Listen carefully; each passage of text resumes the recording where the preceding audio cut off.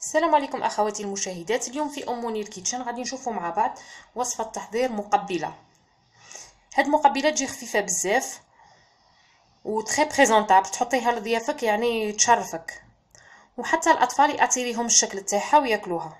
تقدميها مع ينسوب، تجي خفيفه وشابه بزاف.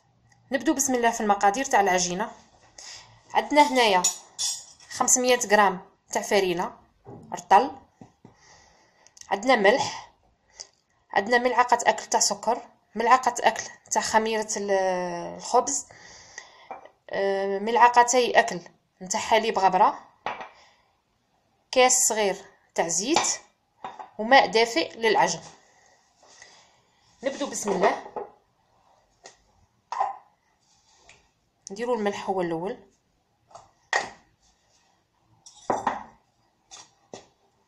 نخلطوا الملح مع الفرينه حتى يندمج، لاني دائما ايفيتي الملح ما نلاقيهش مع الخماره. مغرف تاع ماكله، خماره تاع الخبز،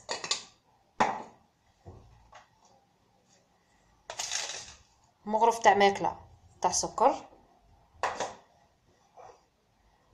وزوج مغارف تاع حليب غبره. نخلطوا المكونات الجافه مع بعضها.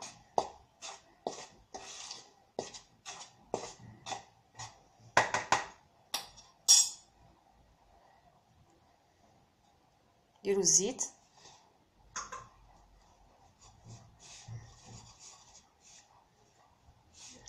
الحليب الغبره هو اللي يعطي الخفه لهاد المقبله.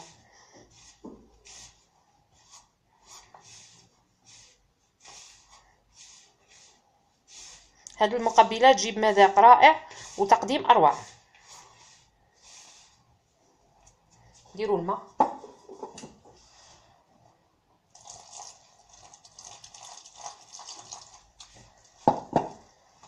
اللي بغات تستعمل العجين الكهربائي تستعمل، بصح ماهيش حاجه كبيره، كميه تاع عجين صغيره ما تتطلبش العجين الكهربائي.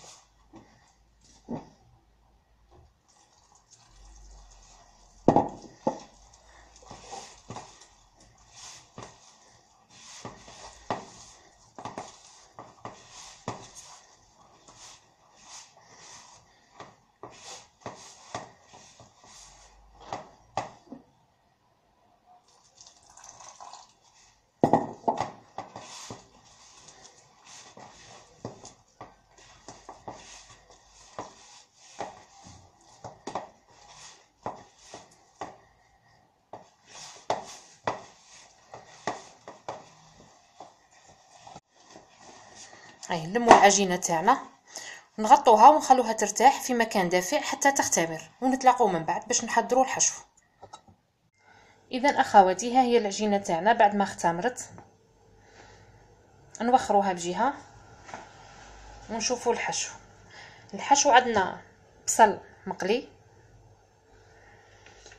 عندنا كفته مقليه في شويه تاع ثوم، زيت، ملح، فلفل اسود، شويه كمون وشويه قرفه، حبه فلفله خضراء، حبه صغيره ولا نص حبه تاع فلفله خضراء مقطعه قطع صغيره، زيتون اسود مقطع قطع صغيره، حبه بيض فايضه مبشوره، حبات من الزيتون للتزيين، وهنايا خديت حبه تاع فلفله قطعتها هكا دوائر تاني للتزيين، وصفار بيضه حليته في شويه تاع قهوه سريعه الذوبان تاني من اجل التزيين. ناخذ العجينه تاعنا نقطعوا قطع صغيره بحجم حبه مندرين،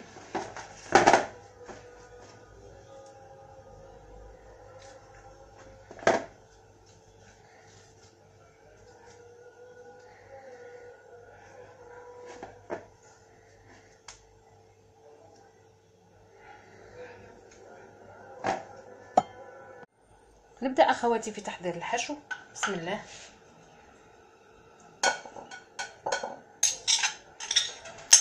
نديرو الكفتة.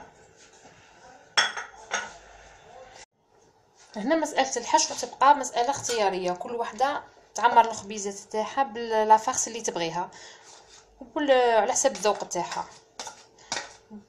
فقط نتفادوا لي صوص، خاطرش انواع السوائل تخرج لك من لاباط وديفورمي لك الخبيزات تاعك. زيتون اسود،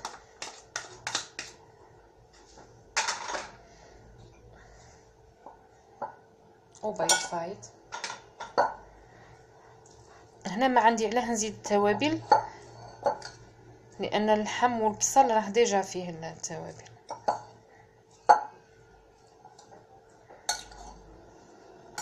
نرجعوا للعجينه تاعنا،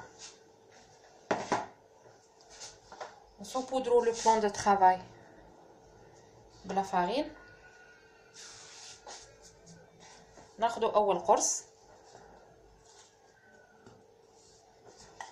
نحلوه شويه،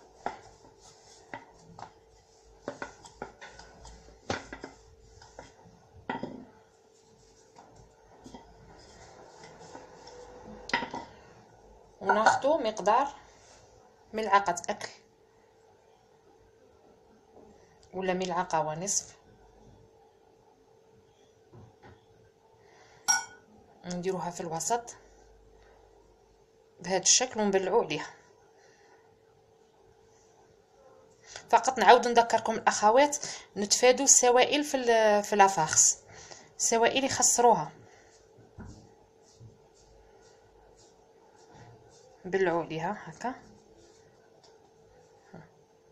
بهذا الشكل.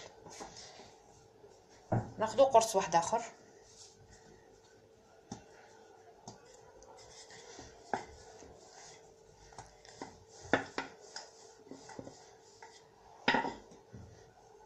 نعملوا نفس الشيء.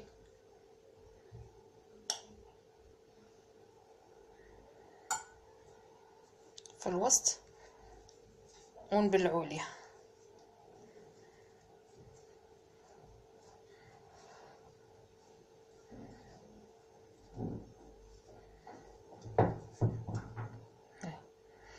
غادي نكمل نخدم كاع الاقراص تاعي ونتلاقوا فيما بعد.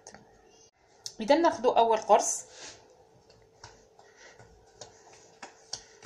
نحله شويه بيدي ونحاول نحافظ على الشكل الدائري.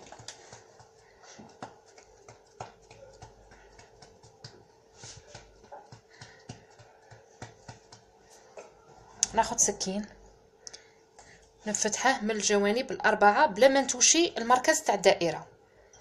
لو سونتر تاع لو سيركل يقعد كيما هو. وان هذه كل واحده من هادو نعاود نقسمها على زوج دائما بلا ما نتوشي مركز الدائره.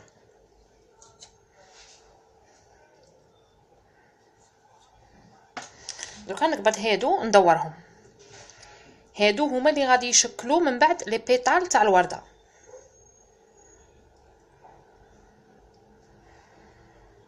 ندور كل واحده من هادو بهذا الشكل.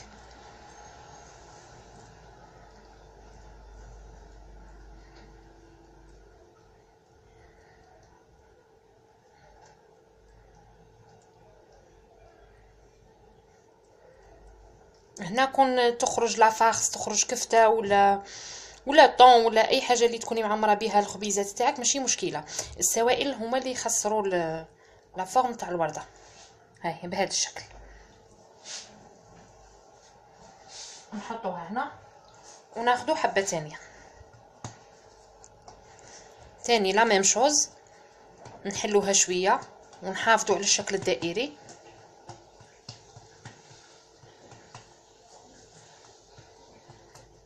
نفتحوها من الجوانب الاربعه سون توشي لو سونتر تاع لو سيركل.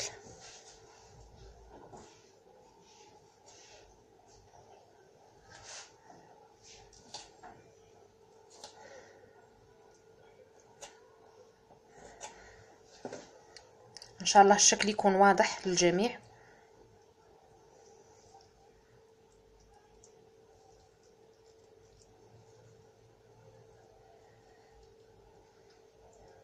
صدقوني هاد المقبلات تجي تري بريزونطابل وميم لو غو تاعها رائع. مساله الحشو اختياريه، اللي ما يبغيش الكفته ينجم يعوضها بالطون الويل. نتفادوا طون طوماط. فوالا.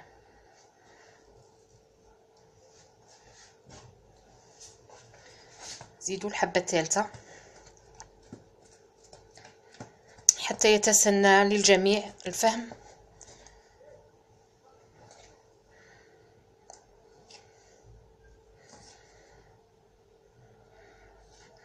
اربع خطوط متقابله. من بعد كل خط من هادو نقسموه على زوج،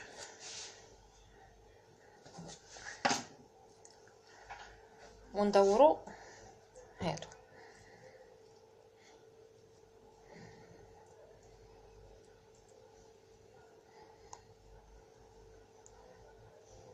الان غادي نكمل كاع الاقراص تاع العجين اللي عندي ونتلاقوا فيما بعد. ها هما الخبيزات تاعنا بعد اللي كملناهم. دركا نفوتوا للمرحله تاع لا دوغور. نطلوهم بالصفار تاع بيضه اللي كنا حليناه في شويه تاع قهوه سريعه الذوبان. غادي يدير له اون بيل دوغور.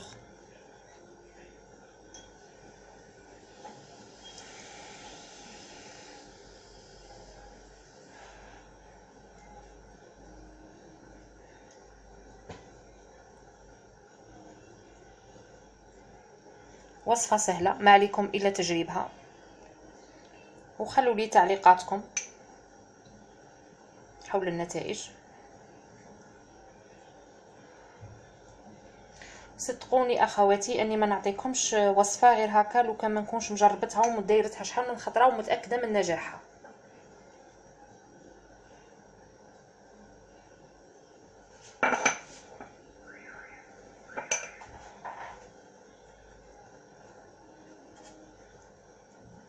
سووا لي بيطال اللي نشوفوهم مالو. دركا هنا تقعد مساله اختياريه، مساله التزيين. اللي يبغي زيتون يدير حبه زيتون، واللي يبغي هاد الدوائر تاع الفلفله خضراء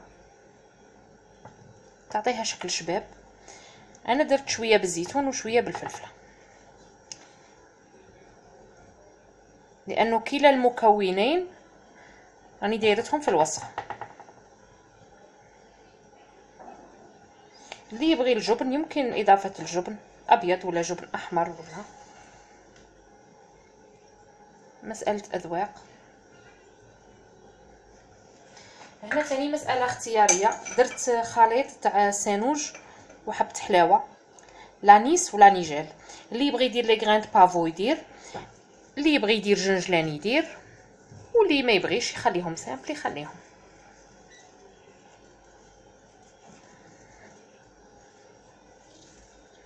انني درت الفور تاعي يسخن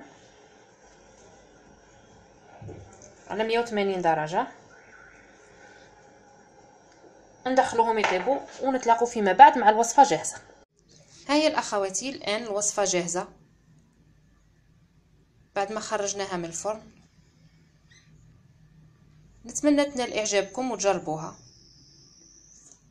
اذا عجبتكم هاد لا فيديو ما تنسوش ديروا لي جيم وتشتركوا في القناه حتى يصلكم الجديد، ونتلاقوا في وصفات اخرى ان شاء الله. والسلام عليكم ورحمه الله.